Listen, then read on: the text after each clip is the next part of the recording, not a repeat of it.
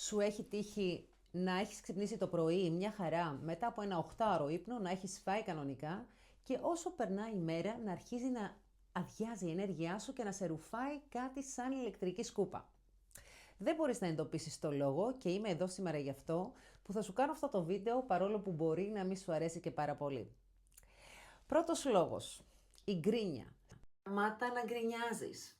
Αν ξυπνάς από το πρωί και σου φταίνε όλα, σου φταίει ο καιρός, σου φταίει ο σύντροφος, ο φίλος, το φαγητό που δεν πέτυχε, η πόνη σου, οτιδήποτε είναι αυτό, σταμάτα να το λες είτε σε εσωτερικό διάλογο είτε εξωτερικά, γιατί κάνεις την ίδια ζημιά. Τι μπορείς να κάνεις? Απλά, αντί να γκρινιάζεις και να λες υπάρχει πρόβλημα, πες πώς μπορώ αυτό να το δω διαφορετικά, από άλλη οπτική. Τι μπορώ να κάνω το πιο μικρό βηματάκι για να το αλλάξω αυτό και να δω ένα καλύτερο αποτέλεσμα. Και δεύτερον, μην περιμένεις να αλλάξεις κανέναν εκεί γύρω. Ο μόνος που μπορείς να αλλάξεις είναι ο εαυτός σου. Όποιον άνθρωπο προσπαθήσεις να τον αλλάξεις χωρίς τη θέλησή του, το μόνο που θα βρεις είναι αντίσταση και τείχος. Και εσύ να χάνεις την ενέργειά σου μόνιμα.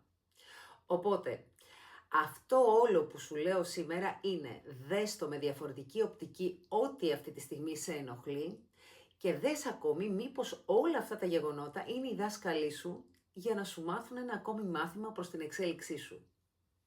Πώς το ακούς?